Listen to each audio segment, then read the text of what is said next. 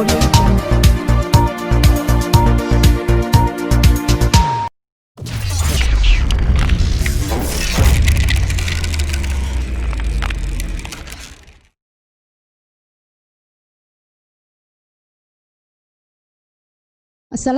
warahmatullahi wabarakatuh.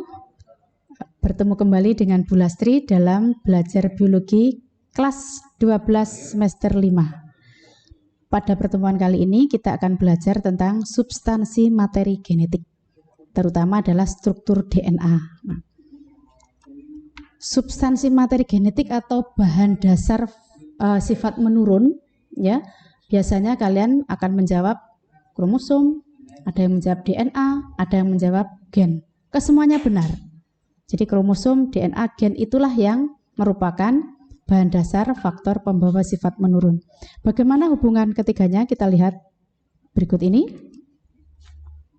Nah, makhluk hidup diwakili manusia. Di setiap selnya ada inti. Di dalam inti itulah yang terdapat kromosom yang tadi kita anggap sebagai faktor pembawa sifat menurun. Kromosom bagian-bagiannya, ya, lengannya ini merupakan untaian panjang DNA atau deoksiribonukleik asid yang ketika dibentangkan terlihat adanya pasangan-pasangan. Itu adalah pasangan basa nitrogen yang menghubungkan antar untaian DNA satu dengan DNA berikutnya. Jadi demikian, ya, hubungan antara kromosom DNA. Nah, gennya di mana? Kita lihat berikut ini. Nah, kembali ke konsep kromosom, terdiri dari untaian DNA dan protein, yang bulat-bulat itu protein. Nah, di beberapa titik DNA ada kode atau basa nitrogen tertentu yang fungsional, itulah yang disebut sebagai gen. Gen itu nanti yang menentukan sifat yang muncul pada makhluk hidup. Nah, nanti kita akan belajar lebih lanjut tentang gen pada materi genetika. Oke. Selanjutnya, coba kalian lihat ini lebih jelas tentang kromosom sebagai materi genetik. Lengannya tidak itu lengan khayal, ya, sebenarnya adalah untaian DNA. Kita lanjutkan tentang struktur DNA. DNA atau sebenarnya adalah asam nukleat atau asam inti yang terdapat di dalam inti, terdiri dari DNA, deoksiribonukleik asid, dan RNA atau ribonukleik asid. Keduanya ada sedikit perbedaan, juga ada perbedaan sifatnya. DNA strukturnya ditemukan oleh ahli Pak Watson dan Crick yang memunculkan tentang struktur kimia DNA yang secara sederhana kita bisa lihat seperti ini. Jadi double helix, sebuah tangga berpilin yang pilinannya adalah ikatan antara basa nitrogen timin dengan adenin, timin dengan adenin, guanin dengan sitosin. Sementara bagian tangganya ini adalah terdiri dari glukosa dan fosfat. Lebih detailnya seperti ini. Jadi sekali lagi, satu kesatuan apa tadi, fosfat, glukosa, dan basa nitrogen. Satu basa nitrogen adalah nukleotida. Untaian nukleotida atau polinukleotida itu akan berikatan secara ikatan hidrogen antara basa nitrogen. Pasangannya seperti ini. Basa nitrogen adenin berpasangan dengan timin, sitosin dengan guanin. Untuk lebih jelasnya kalian bisa membuat struktur DNA secara sederhana, ya, dengan kedua tangan kalian atau hands on activity seperti ini.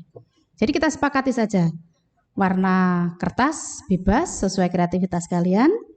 Fosfat bulat, ya, simbolnya kita sepakati bulat, warna bebas.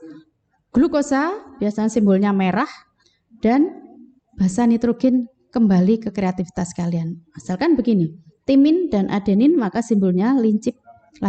Sedangkan yang sitosin, guanin ini disimbolkan tumpul, tapi keduanya adalah sekali lagi berikatan. Ini yang menunjukkan adanya ikatan hidrogen. Nah, kalian coba susun tiga paket, ya, 3 paket triplet namanya. TAC itu nanti berpasangan dengan ATG, GTT berpasangan dengan CAA, CAT berpasangan dengan GTA. Nah, itu sudah ada rumusnya. Ini insya Allah ini akan menjadi pembelajaran sekaligus refreshing bagi kalian ya. Jadi kita tunggu hasilnya. Kemudian, nah, asam nukleat ada DNA dan RNA, ternyata memang ada perbedaannya. Jadi kalau DNA deoksiribonukleik asid, RNA ribonukleik asid, letaknya saja sudah berbeda.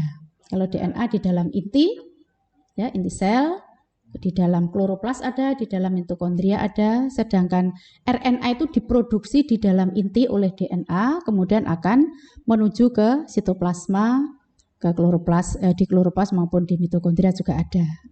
Komponennya juga berbeda. Jadi sekali lagi ini tadi DNA ya. Nah sekarang RNA apa bedanya? Kalau DNA gulanya deoksiribosa, kalau RNA adalah ribosa. Ada perbedaan struktur kimianya. Basa nitrogennya purin sama, yaitu adenin guanin, RNA juga adenin guanin, sedangkan pada pirimidin DNA punya timin, tetapi RNA tidak punya timin diganti dengan urasil. Jadi simbolnya T di dalam DNA, di RNA adalah U. Gitu ya. Kemudian bentuknya tadi kalau DNA adalah double helix, dua tangga berpilin, sedangkan RNA adalah single helix, sebuah untaian tunggal. Kadarnya DNA tetap, sedangkan RNA berubah-ubah sesuai dengan fungsinya. Misalnya di dalam sintesis protein. Semakin banyak protein yang dibutuhkan, maka semakin banyak RNA yang ditranskripsi oleh DNA. Demikian ya materi kita hari ini tentang struktur DNA dan RNA. Coba lihat bagaimana. Nah, ini contoh pewarisan sifat. Kenal dengan tokoh ini? Bapak Sule dan anaknya Rizky Febrian, mirip banget. Nah, kemiripan ini tentu saja tidak tiba-tiba, tetapi campur tangan dari faktor pembawa sifat menurun tadi. Gen-gen yang membawa fenotipnya hidung mancung atau agak mancung, gen yang membawa warna mata, gen yang membawa warna kulit, itu semuanya terstruktur dan melalui pola tertentu dapat diwariskan kepada keturunannya. Jadi kalau kalian sambil bercermin, sambil bertanya-tanya, saya ini mirip siapa, mirip mama, mirip ayah, mirip abi, umi, atau neneknya, itu sedang mengimplementasikan tentang pewarisan sifat menurun yang dibawa oleh siapa? Ya ini tadi komponennya, kromosom, DNA, dan gen. Demikian pertemuan kita kali ini, mudah-mudahan ini menjadi pembelajaran yang bermakna. Kalian bisa melengkapi dengan membaca buku teks pelajaran, browsing internet, berdiskusi dengan teman, atau bertanya pada guru. Sekali lagi, belajar biologi itu keren. Terima kasih. Assalamualaikum warahmatullahi wabarakatuh.